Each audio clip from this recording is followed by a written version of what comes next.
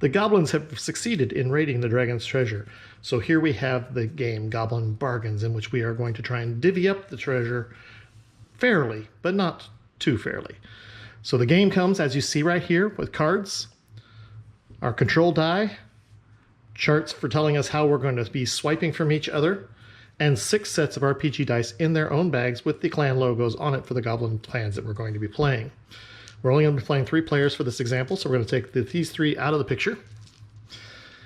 And each one of these contains a full set of RPG dice.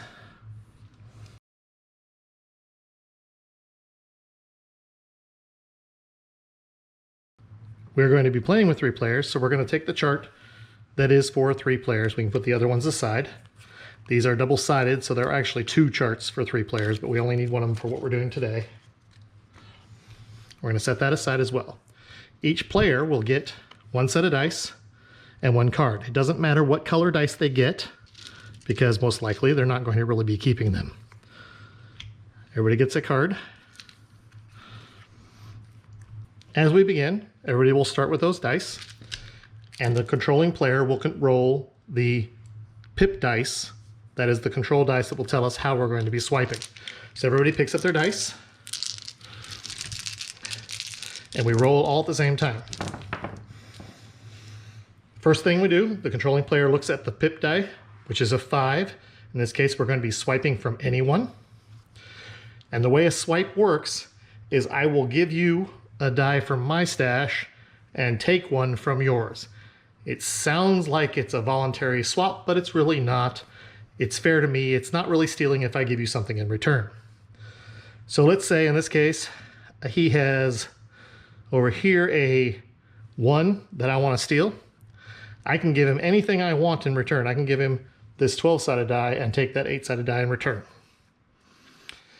He can then also do the same thing. He could steal 1 from me. He could even steal back that same 1.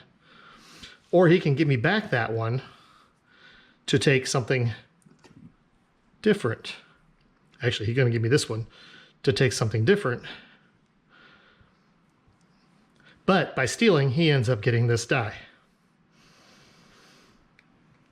Our other player has a die they want to place, so they're not going to steal anything this round. Now, we place on our cards is the next thing that happens. And the rules for placing on the card, this centerpiece can only be placed with the die that has all the numbers on it, which is why this player stole the 70 so he can place it on his card here. So anybody can, that's the only die that can go in the center. On the outside ring, any other die can go on any of those numbers. If the 20-sided die comes up as a natural 20, it can be placed anywhere on the outside ring. Once it's on a card, it cannot be removed from the card again.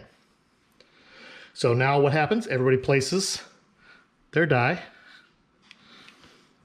1 die only in the first round, or each round. And then all the remaining die get rolled again. And we keep going around trying to fill up our cards. First player to fill 3 total cards wins the game. Once the card is full, let's go ahead and just show you what that would look like. I have a card that's full. Turn that to a 1. Here's a 5. I'm just going to go all over the place. Steal that one, and I'm going to steal this one just for our example here. They would have dice to return for those. Now all those dice would come back off the card. This card goes into my stash of ones I finished. I get a new card, and we would start rolling again. And again, like I said a minute ago, the first player that wins, that completes 3 cards, wins the game.